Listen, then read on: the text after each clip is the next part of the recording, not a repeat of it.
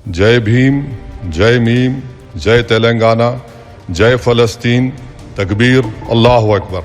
नमस्कार, आप देख रहे हैं नवभारत टाइम्स ऑनलाइन और मैं हूं आपके साथ कुलभूषण रास्ते। एआईएमआईएम के मुखिया असदुद्दीन ओवैसी ने कल लोकसभा में शपथ लेने के दौरान जय फिलिस्तीन कहा और इस पर बीजेपी की प्रतिक्रिया भी सामने आई है। बीजेपी के प्रवक्ता आरपी सिंह ने कहा है कि एआईएमआईएम के मुखिया असदुद्दीन ओवैसी एक एजेंडे के तहत काम कर रहे हैं। शपथ ग्रहण एक पवित्र मामला है और इसमें राजनीति लाना निंदनीय है। उन्होंने मुस्लिम ब्रदरहुड को मद्देनजर इस प्रकार का नारा लगाया है। फिलिस्तीन की चर्चा करनी है तो संसद सत्र में कर लेना हो सही है। शपथ ग्रहण के बाद असदुद्दीन ओवैसी सदन से बाहर निकले तो उनसे मीडिया ने ऐसा कहने की वजह पूछ ली। ओवैसी ने कहा, जो मैंने कहा वह सबके सामने है, किसने क्या क्या नहीं कहा है। मैंने कहा जय भीम, जय फिलिस्तीन।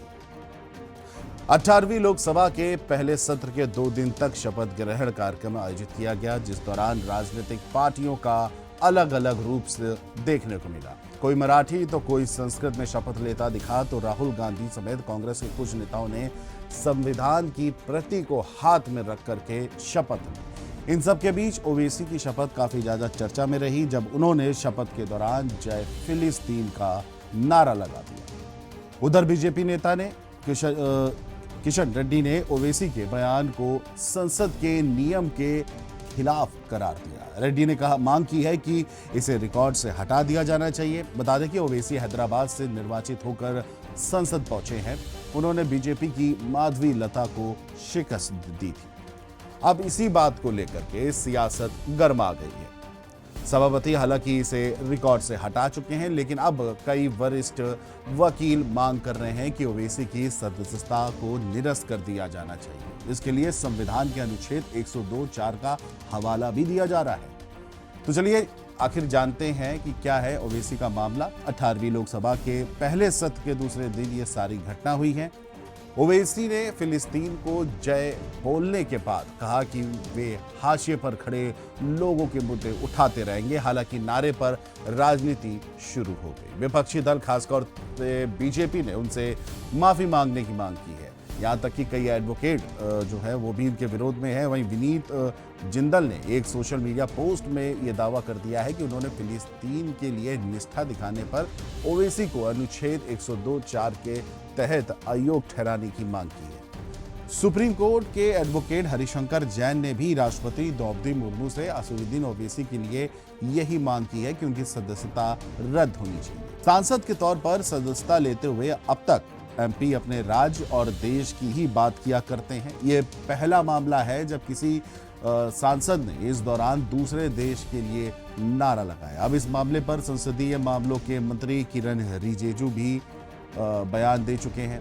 एक रिपोर्ट के मुताबिक, मिंट में छपी थी एक रिपोर्ट, उसके मुताबिक उन्होंने ये कहा है कि हमारी फिलिस्तीन या किसी भी देश से कोई दुश्मनी नहीं है।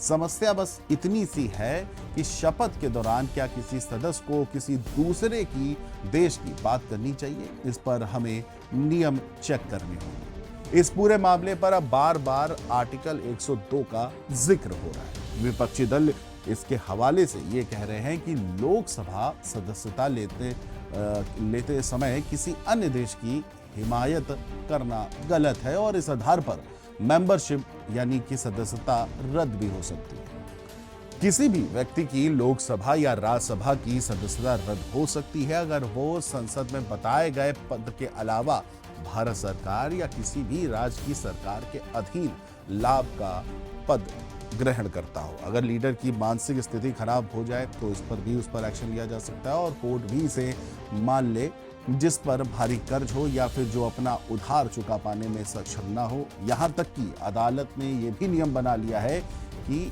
ऐसा शख्स जो भारत का नागरिक ना हो या जिसने अस्थायी तौर पर विदेशी देश की नागरिकता ले ली है, वो उनकी सदस्यता रद्द हो सकती है। अनुच्छेद 102 कहता है कि किसी देश के प्रति निष्ठा जताने पर भी सदस्यता जा सकती है और यही वो बिंदु है, पॉइंट यही है जिस पर ओवैसी घिरे हुए हैं।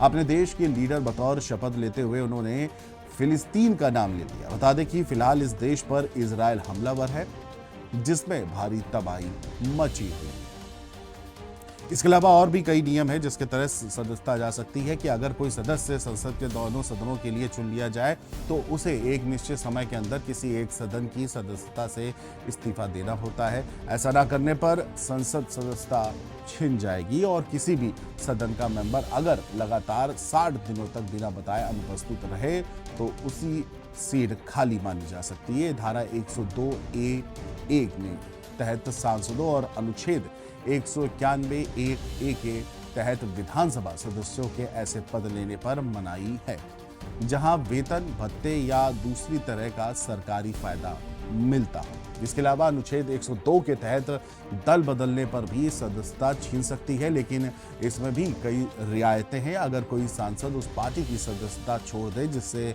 वह चुना गया है तो उसकी सदस्यता चली जाएगी। वहीं एक पार्टी दूसरी पॉलिटिकल पार्टी से मिल सकती है अगर 2/3 विधायक इस पक्ष में हो तो ये बात थी फिलिस्तीन के मुद्दे को लेकर। जिस तरह से कल ओवैसी ने जय भीम, जय मीम और जय फिलिस्तीन बोला था, उसके बाद ये मामला जो है वो तूल पकड़ता चला गया।